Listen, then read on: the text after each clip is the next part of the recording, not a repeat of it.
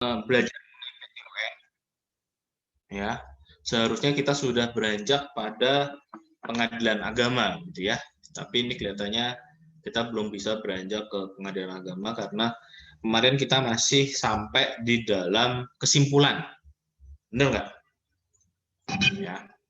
Oke, kemarin tugas kalian adalah membuat atau menyusun apa itu namanya? Sebuah kesimpulan dan analisisnya. Gitu ya, analisis berkaitan dengan bagaimana cara menyusun kesimpulan itu gitu. Ya. Dari kasus itu ya, saya mau nanya dulu nih sebelum kalian masuk di dalam teknisnya. Ada alat bukti, ya kan? Ada berapa alat bukti di dalam kasus tersebut?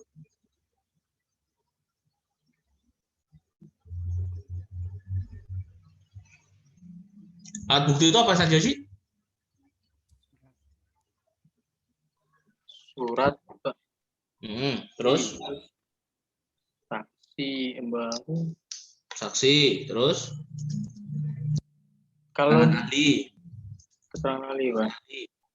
Terus?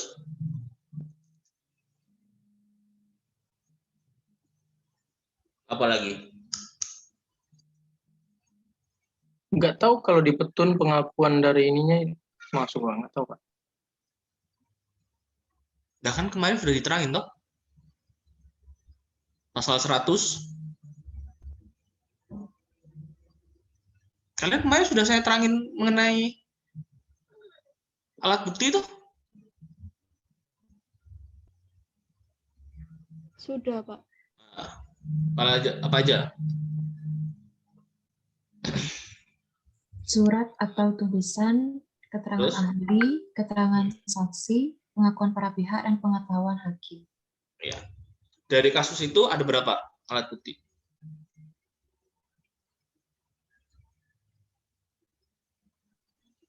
Satu, Pak. Satu aja. Surat aja.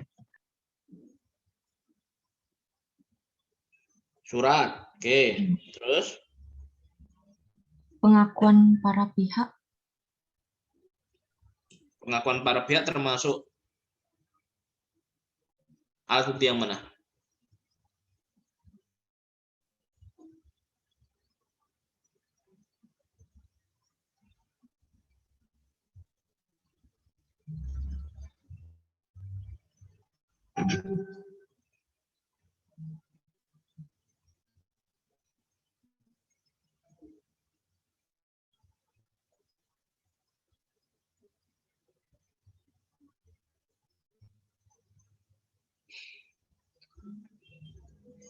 Kan tadi ada tulisan, ada keterangan saksi, ada keterangan ahli, ada pengetahuan hakim, satu lagi apa?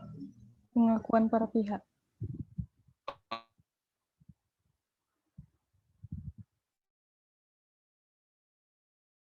Lagi?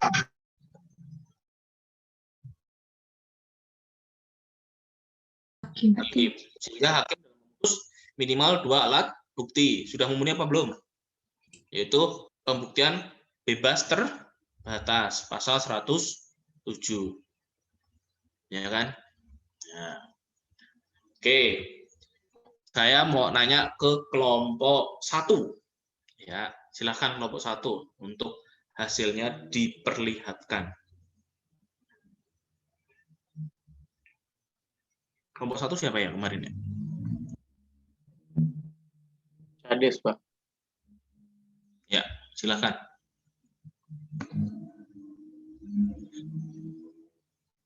Bentar ya Pak, biar di share screen dulu. Ya.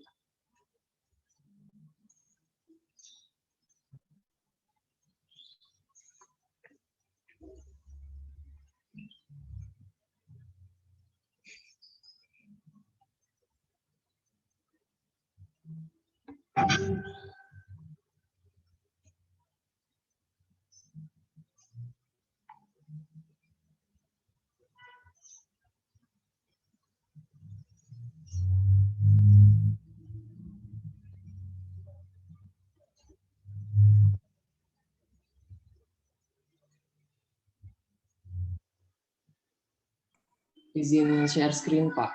Ya, silakan.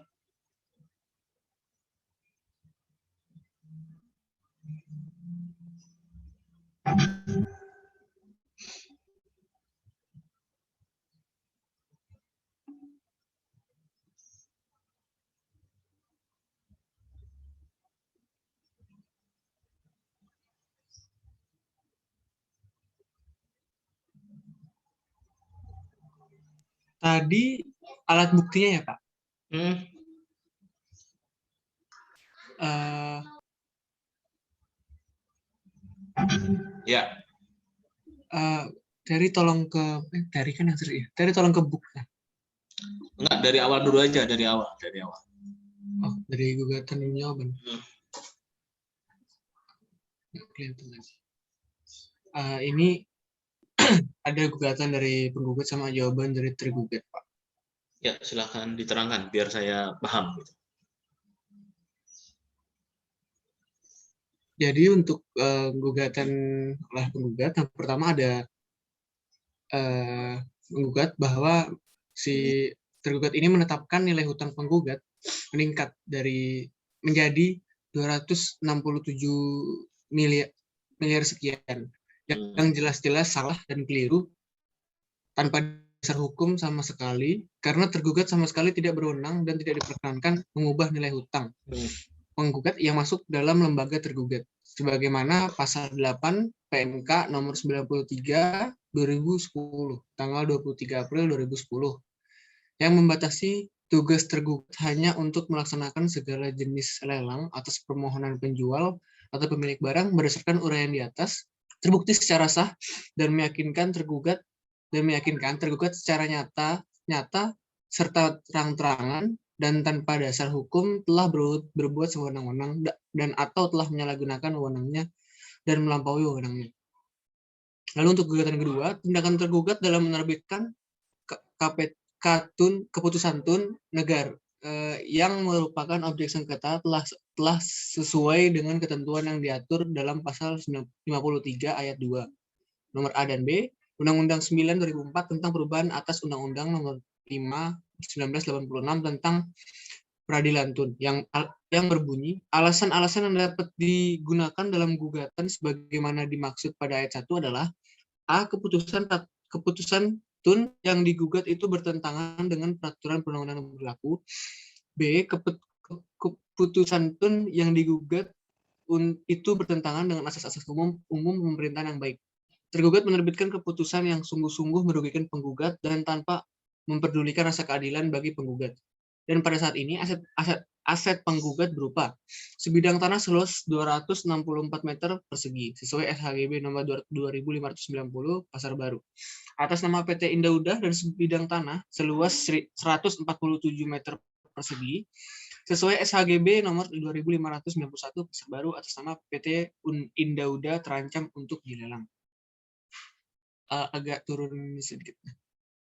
Gugatan yang ketiga menyatakan batal atau tidak sah sengketa 1.1, 1.2, 1.3, 1.4, 1.5, dan 1.6. Lalu mewajibkan tergugat untuk mencabut objek sengketa keenamnya tersebut dan memerintahkan tergugat untuk melakukan penghitungan ulang jumlah piutang negara yang wajib dilunasi oleh penggugat. Dan yang terakhir, gugatannya adalah menghukum tergugat untuk membayar biaya perkara yang timbul dalam peradilan. Terus untuk jawaban atas gugatan tersebut, tergugat menjawab, yang pertama, tergugat mengkaji bahwa akta pengalihan hak atas tagihan nomor 9 tanggal 14 Juli membuktikan bahwa hak tagih telah dialihkan dari PT Indaudah kepada DJKN atau Kementerian Keuangan CEKI DJKN. Tergugat telah menerima penyerahan pengurusan piutang atas nama PT Indaudah dari DJKN yang tertuang dalam SP3N serta tergugat dan penggugat telah melakukan pemanggilan patut atas surat panggilan oleh tergugat serta adanya berita acara untuk menjawab terkait kepengurusan piutang tersebut yang tidak lanjutannya. Selanjutnya tergugat mendapati bahwa itikat baik tidak diindahkan oleh penggugat, maka dilaksanakan penetapan jumlah piutang negara. Kenapa, Pak? Yang tidak agak turun dari tolong. Yang tidak menghasilkan itikat baik oleh penggugat. Yang ketiga tadi saya lanjutkan, maka dilaksanakan penetapan jumlah piutang negara atas PT Indauda serta panggilan yang disertakan surat paksa, sehingga tergugat menjawab atas respon tidak adanya itikat baik melalui penyitaan objek sengketa yang dilanjutkan dengan penjualan secara lelang atas tidak dipatuhinya surat paksa. Bahwa yang keempat, bahwa tergugat menolak seluruh dalil-dalil penggugat.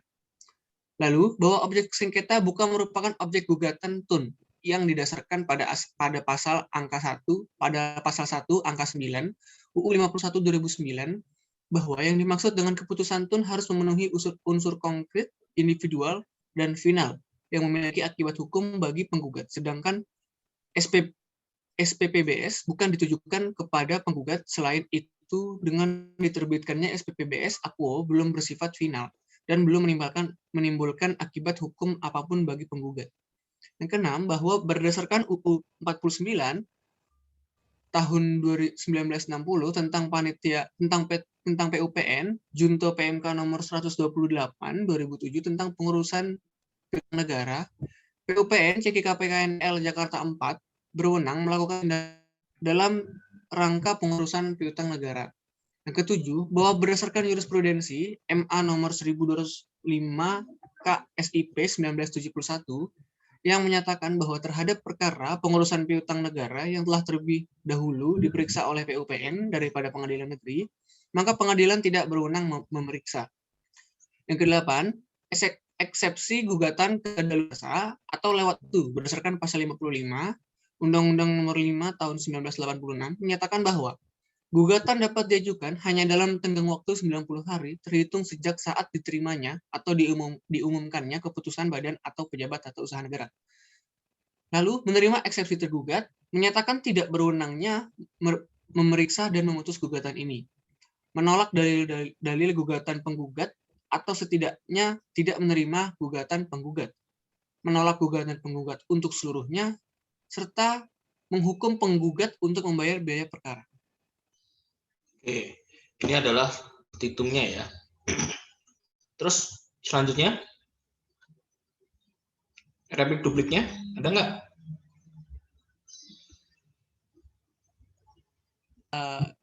Saya lagi baca. Ya, yang lain ya boleh.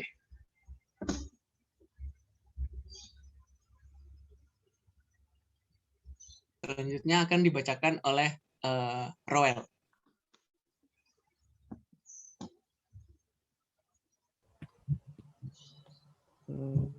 Jakarta 2 Agustus 2011 hal replik dalam perkara nomor 105/G/2011 PT UN JKT.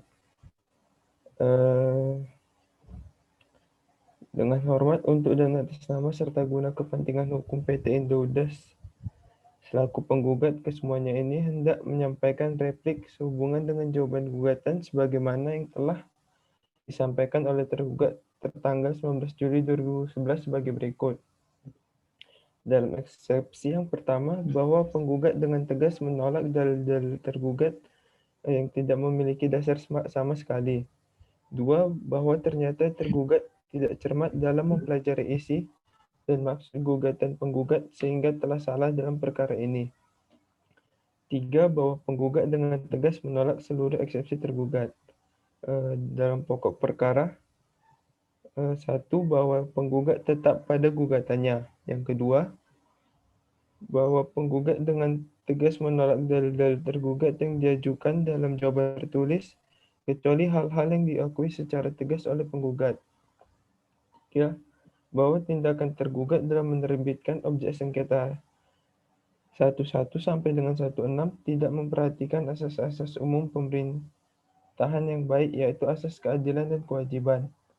4. Bahwa benar penerbitan objek sengketa 11 sampai dengan 16 telah merugikan penggugat.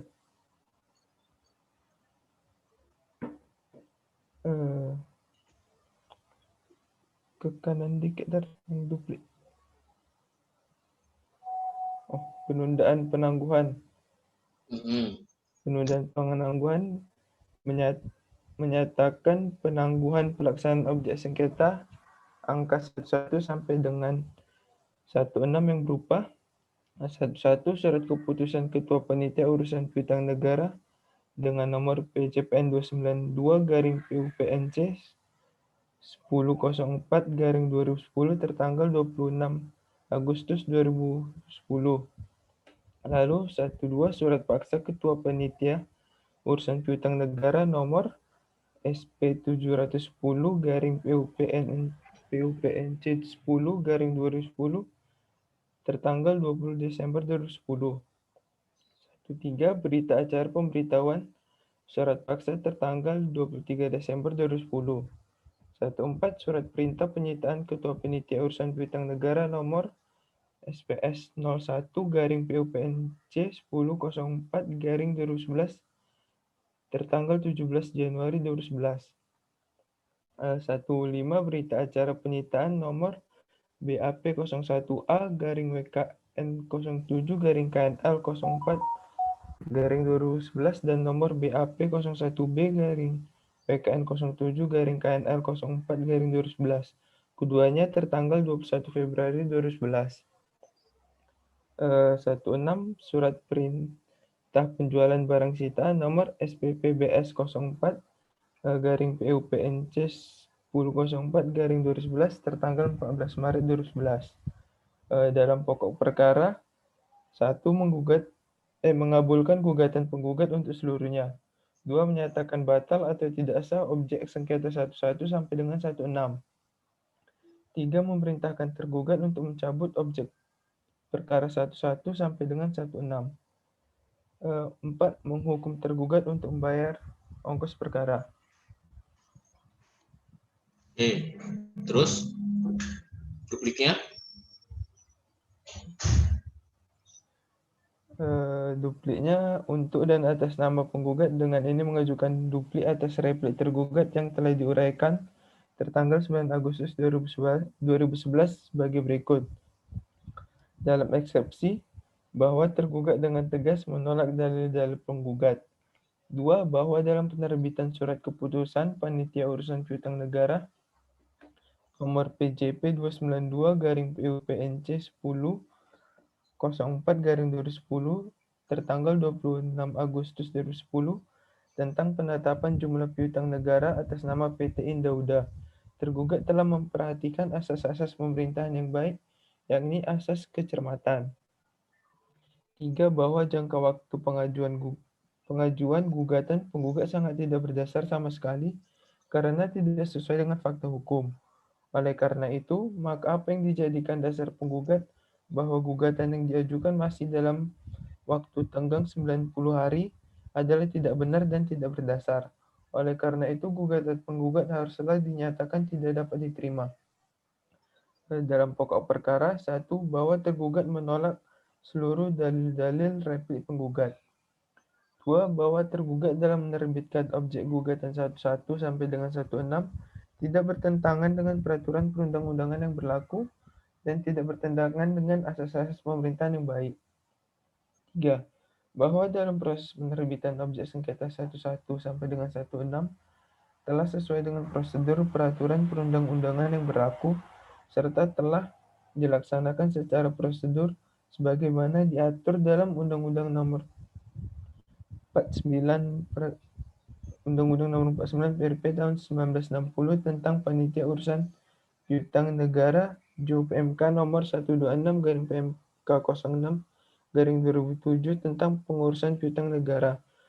Pasal 8 Peraturan Menteri Keuangan nomor 93/PMK 06/2010 tanggal 23 April 2010 tentang penunjukan pelaksanaan lelang. Undang-Undang Nomor 28 Tahun 1999 tentang penyelenggaraan negara yang bersih dan bebas dari KKN. Yang keempat, bahwa selama proses penerbitan surat perintah penjualan barang sitaan nomor SPPBS 04-PUPNC 1004-2011 tertanggal 14 2011. Tergugat telah berdasarkan pada ketentuan pasal 10 ayat 3 Undang-Undang Nomor 49 PRP tahun 1960, Jo Kepres Nomor 21 tahun 1991. 5. Bahwa selama proses pengalihan hak tagih atas nama debitur PT Indauda yang berasal dari ex nasabah PT Bank Pinaisaan. Penundaan atau penangguhan menyatakan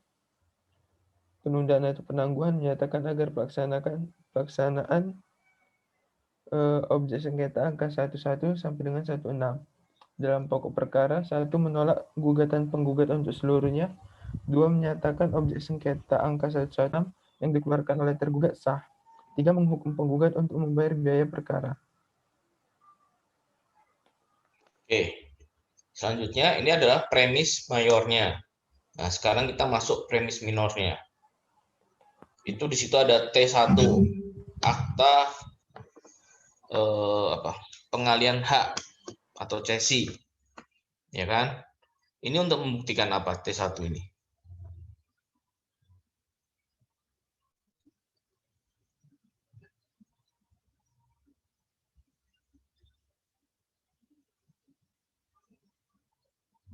Silakan kelompoknya.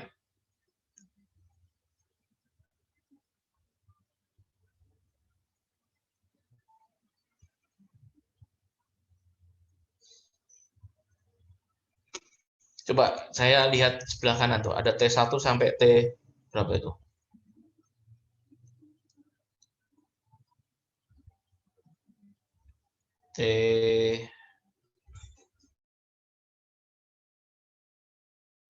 Ini kan ada bukti T1 sampai T16 tadi. Itu di sini kan T1 untuk membuktikan apa? Oh, nggak ada nih. Sebelah kanannya. Ini kan? Ini harusnya ada nih. T1 untuk membuktikan apa, T2 untuk membuktikan apa, dan sebagainya. Nah,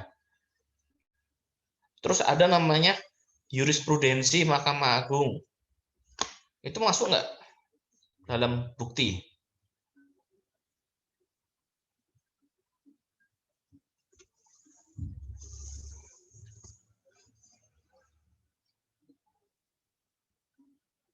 Di bukti nomor berapa? T berapa?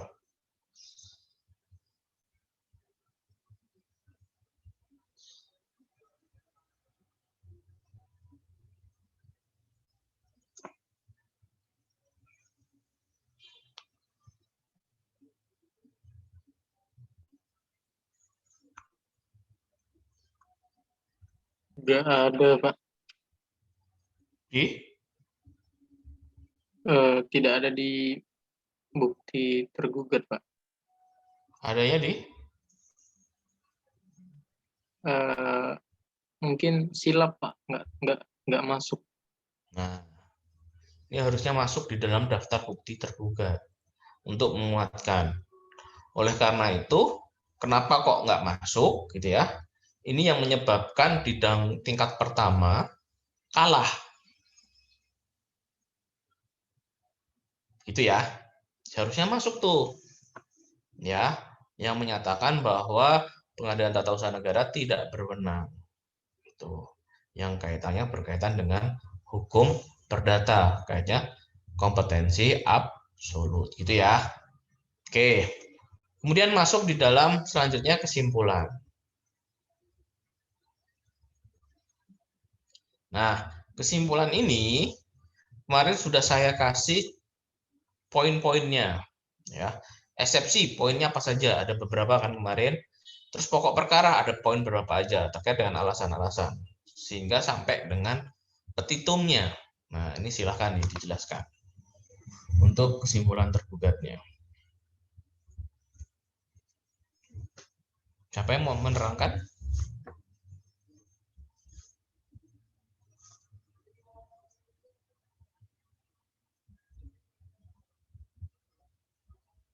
Tadi Tades sudah, terus Muhammad juga sudah.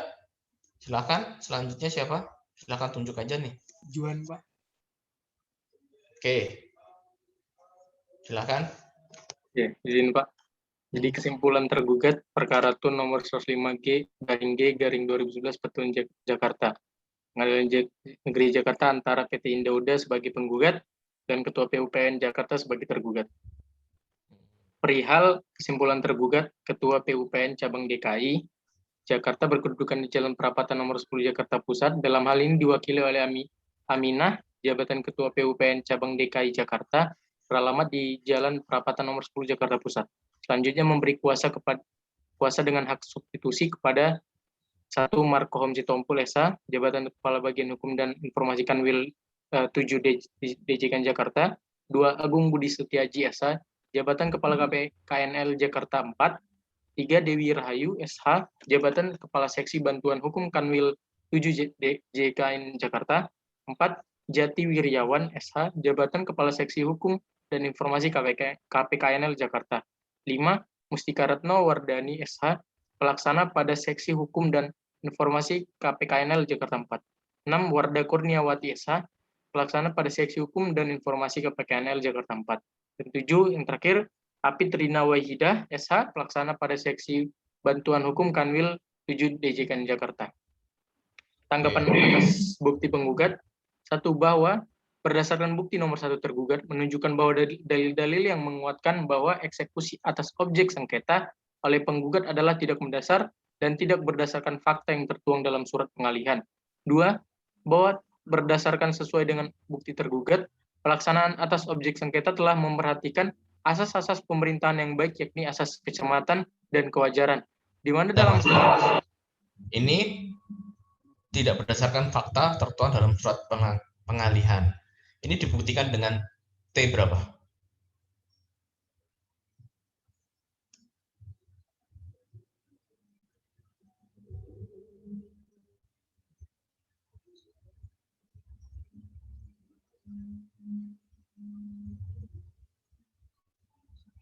Surat seksi tadi loh. Pengalihan hak. T1. Nah, gitu ya. Sehingga di situ disebutkan berdasarkan bukti T1. Oke, lanjut. Baik, lanjut. Bahwa berdasarkan sesuai dengan bukti tergugat, pelaksanaan atas objek sengketa telah memperhatikan asas-asas pemerintahan yang baik, yakni asas kecermatan dan kewajaran. Di mana dalam hal ini kehendak yang terlaksana tidak menimbulkan kerugian yang tidak diperlukan serta kewajaran atas pelaksanaan eksekusi pada objek sengketa masih berada dalam koridor hukum pengurusan piutang negara. Di sini dibuktikan dengan bukti kan situ ada asas kecermatan dan kewajaran. Cermat itu penjelasannya seperti apa, kewajaran seperti apa. Di situ buktinya apa?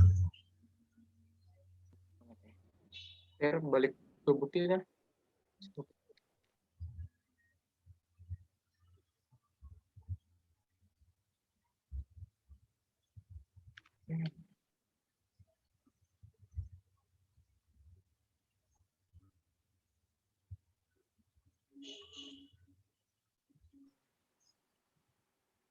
Ayo. Coba ke bawah lagi tar buktinya tar. Bukti T-nya. Oh iya Pak, maaf Pak, sepertinya tidak ada Pak di melalui pembuktian Pak. Itu kan bisa dilihat dari surat paksa keluar tanggal berapa? Surat paksa tanggal 20 Desember Pak. 20 Desember 2010. Nah, terus kemudian ada surat acara apa itu? Penyitaan Pak. Pemberhentian. Sebelum penyitaan, atasnya itu apa? Pemberitahuan surat paksa Pak. Pemberitahuan surat paksa. Jangka waktunya sudah sesuai dengan PMK-nya?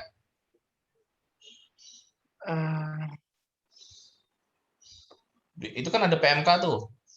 Selain Undang-Undang 49 kan ada PMK 1 berapa itu? 170 ya, tahun 2007. Coba di depannya.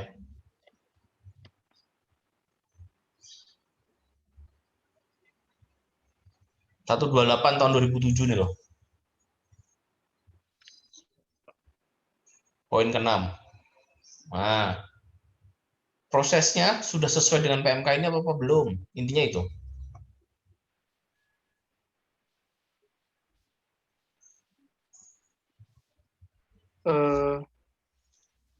Dari keluar surat SPN, pemberitahuannya, terus penyitaannya, jangka waktunya, Belum sesuai, Pak. Kayaknya. belum sesuainya di mana? Coba lagi cek, Pak. Ya, nanti diceknya nanti. Kalau memang sesuai, tulis sesuai. Terus dari ini tahapannya ini tahapannya sekian, sekian hari, dilihat tanggalnya sesuai atau enggak. Nah, itu ya. Oke, lanjut, Mas. Oke, yang ketiga, Nanti yang kewajaran bahwa juga dasar, sama ya, Mas. ya Pak, Jadi kan ada asas kecermatan berdasarkan undang-undang KKN ya 28 tahun 1999, terus asas kewajaran. Nah, itu harus kamu buktikan juga.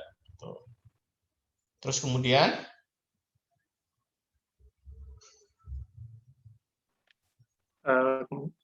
yang ketiga, bahwa dasar penggugat yang berdasari dari waktu tenggang selama 90 hari adalah tidak benar dan tidak sah berdasarkan pasal 5 Undang-Undang Nomor 5 sehingga tidak dapat disahkan gugatan tersebut mengingat bahwa pengurusan piutang negara telah didasari atas hukum yang ada. Oke. Teman-teman, ini urutannya masih berantakan ya. Kemarin saya sudah ngomong bahwa urutan yang pertama itu terkait dengan eksepsi. Yang kedua baru pokok perkara. Nah, eksepsi itu ada kompetensi absolut, ada kompetensi relatif, ada jangka waktu daluarsa dan sebagainya, terus ada obscure libels dan sebagainya, ada 6 tuh kemarin ya yang saya sebutkan.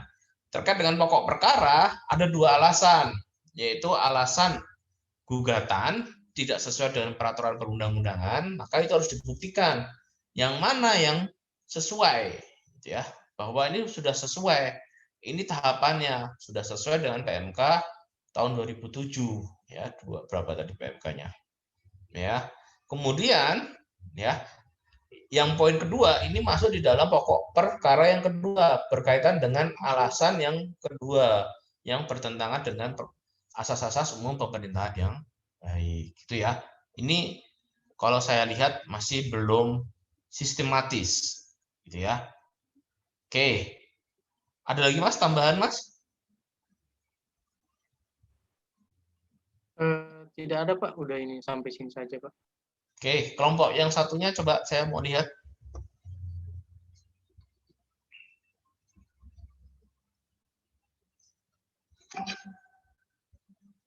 Kelompok yang satunya siapa nih?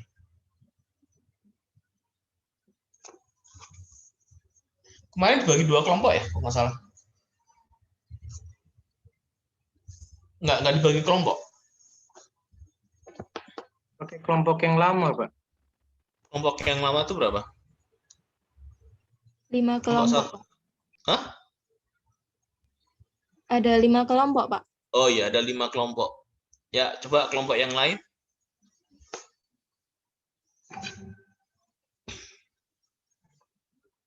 Ada yang bertentangan atau berbeda?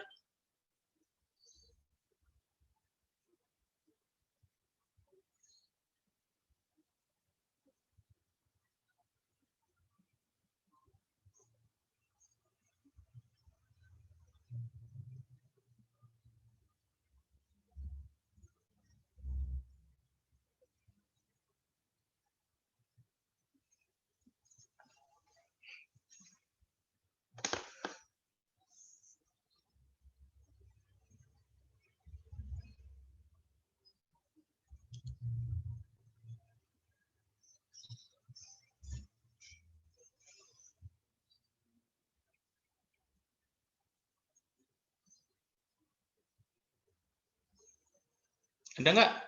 Tadi kelompok berapa tadi?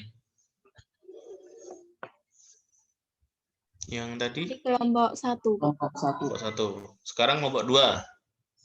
Mana nih kelompok 2 nih? Saya Pak, izin share screen Pak. Ya.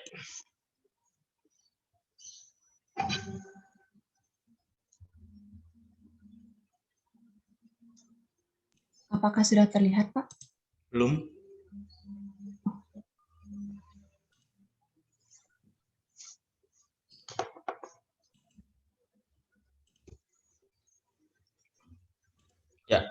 Silakan. Baik, yang pertama dari sheet 1 yaitu gugatan. Pokok-pokok dari gugatannya yaitu dalam permohonan penundaan, yang pertama, mengabulkan permohonan penundaan penggugat secara keseluruhan.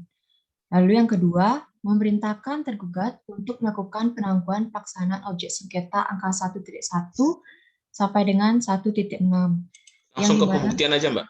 Oh, langsung pembuktian. Oh, sama ya. Sama Ya, yang sama. tadi. Terus yang kesimpulannya?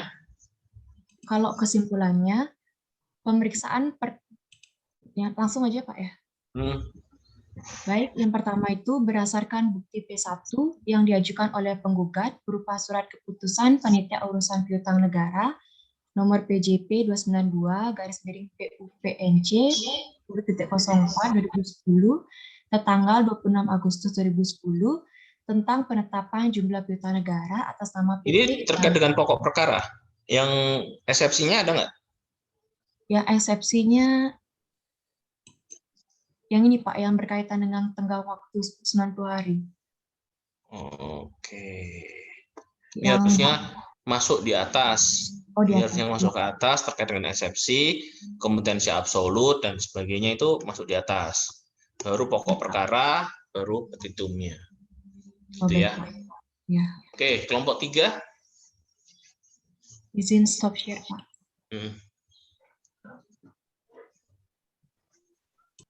Izin share screen, Pak. Yuk. Sebenarnya kelompok kita nggak jauh beda sama yang kelompok sebelumnya, kelompok 1.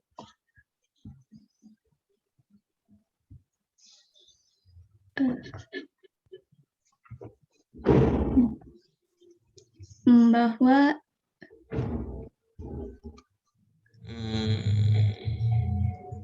Ya, nanti diperbaiki dulu ini ya. ya Oke, kelompok 4.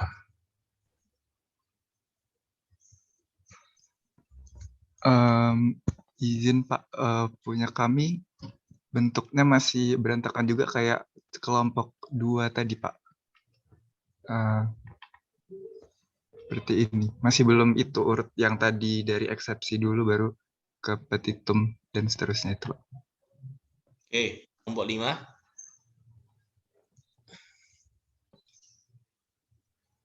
Izin Pak, untuk kelompok kami juga masih sama Pak. Banyak yang Ya, mungkin ditunjukkan dulu aja. Oh, baik.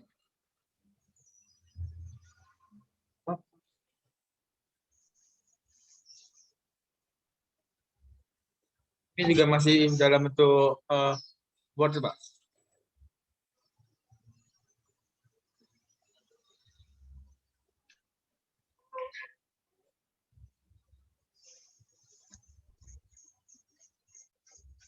Yang Excel-nya nggak ada? Belum kami buat di situ, Pak. Enggak, kan harusnya Excel-nya dulu baru dibentuk Word. Excel-nya itu adalah poin-poin yang mau ditulis di dalam Word gitu maksudku. Belum ada berarti. Kamu Belum langsung ada, Pak. tulis ke sini. Iya. Nanti kalau ada yang kelewat, Bi. Ya itu, Pak. Ya sudah, stop dulu, stop screen. Oke, teman-teman, perbaiki ya untuk kesimpulannya. Contohnya sudah saya kasih kan?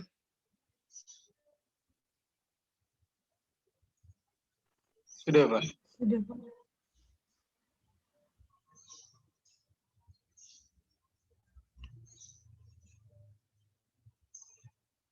Ini sudah saya kasih belum sih? Belum kayaknya belum dapat deh.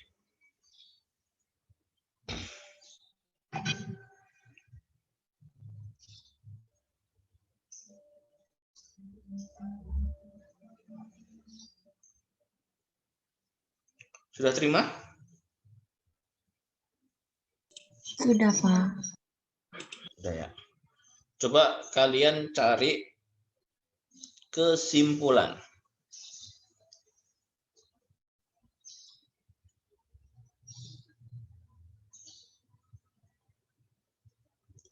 Nggak ada halamannya sih ya. Halaman 33.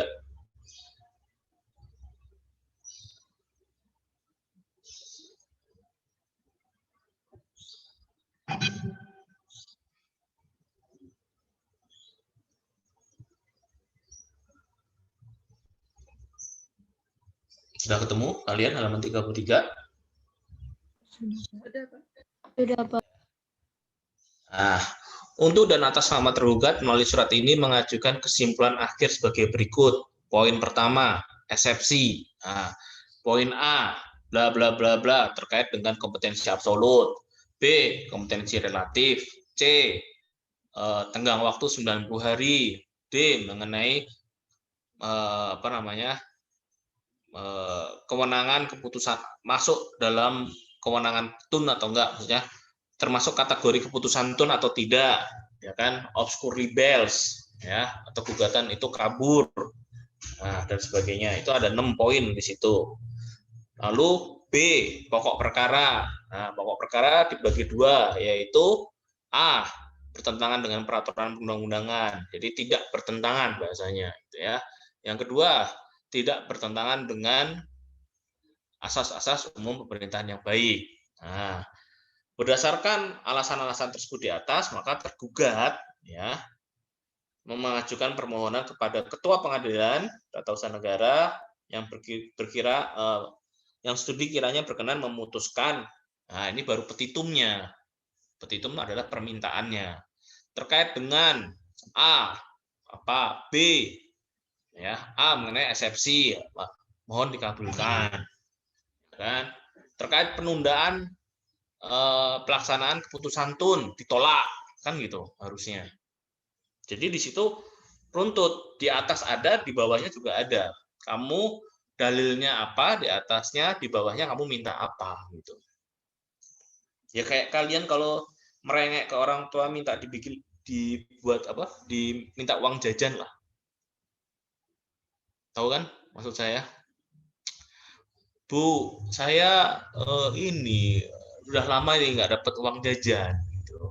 Karena kebutuhan saya perlu ini. Nah, itu kan seperti itu kurang lebihnya. Cuma bedanya posisinya alasan dulu, baru kamu minta, gitu kan. Bu, sekarang itu kebutuhan hidup tuh banyak. Kebutuhan kuliah saya juga banyak nih. 1, beli buku. Nah, 2, ini 3, kertas. Selain itu saya di rumah terus stres, Bu. Nah, perlu beli kopi. Nah, kalau beli kopi harus begini. Nah, terus terakhir, ya Bu, saya minta tolong uang saku saya dinaikin, kan gitu. Tahu kan maksud saya? Punya gambaran? Jadi tadi ada poin A, eksepsi, ada pokok perkara, ada C, yaitu penundaan keputusan. Nah, itu juga harus dibahas, sehingga strukturnya adalah eksepsi, penundaan keputusan, dan pokok perkara. Gitu ceritanya. Mau diperbaikin dulu, saya kasih waktu 20 menit. Perlu nggak? Atau kita lanjut?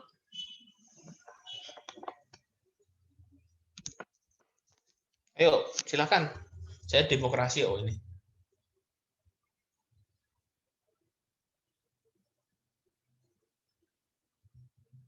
Oh, nggak ada yang jawab. Din? Lanjut. Lanjut. Oke. Kalau lanjut, ya, terkait dengan banding, gitu ya. Ternyata yang melakukan banding adalah pihak tergugat, gitu ya. Di mana dia sebagai pemohon bandingnya. Tuh. Nah, di tahapan banding ini ternyata putusannya adalah bahwa Pengadilan Tata Usaha Negara tidak berwenang, sehingga yang menang adalah pihak tergugat, gitu ya. Nah, kemudian pihak penggugat atau pihak terbanding, gitu ya, kan sama tuh. Pihak penggugat atau pihak terbanding, dia mengajukan memori kasasi yang ada di dalam putusan 400 berapa itu tadi ya, garis miring K, garis miring Mahkamah Agung gitu. Yang tadi sudah saya share. Saya share hari ini apa share saya kemarin? Oh, kemarin. 439 garis miring K, garis miring TUN, garis miring 2012. Ketemu teman-teman? Ketemu, Pak. Ketemu. Oke. Lihat halaman 19 sampai halaman 35.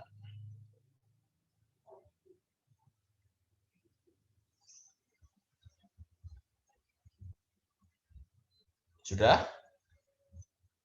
Sudah, Nah, Pak. itu adalah memori kasasi. Ya. Tugas kalian yaitu menyusun kontra memori kasasi.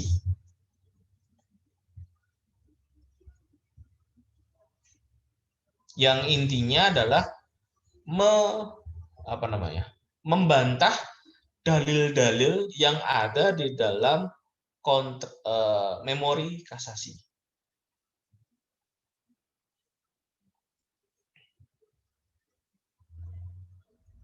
Sampai di sini ada yang mau ditanyakan dulu? Memori kasasi ada 3 alasan. Apa saja itu?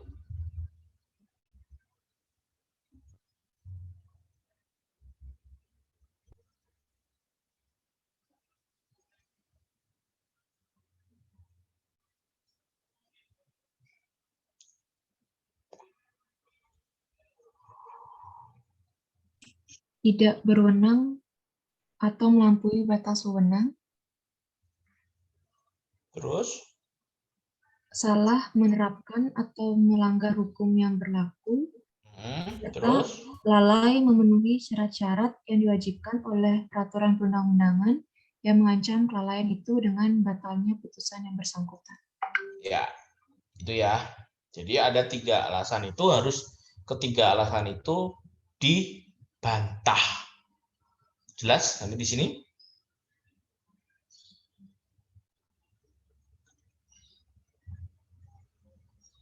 Mesti kalian nanya, Pak ada contohnya? Ada.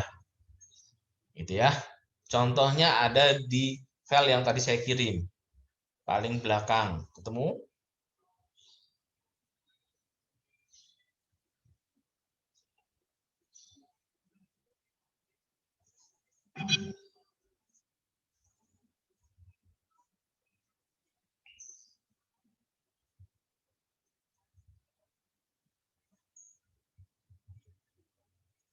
Halaman 44.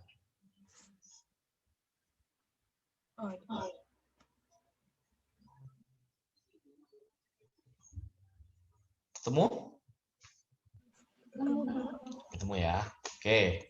Ketemu, Pak. Butuh waktu berapa lama membuat kontra memori kasasi? –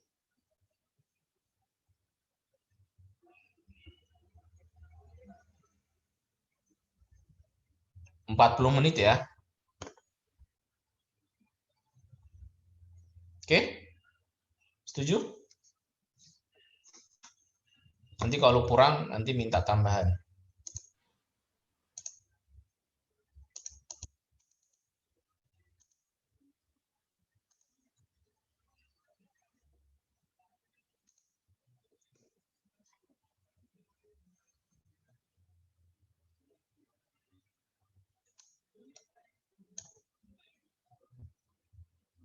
Kelompoknya masih sama ya? Baik, Pak.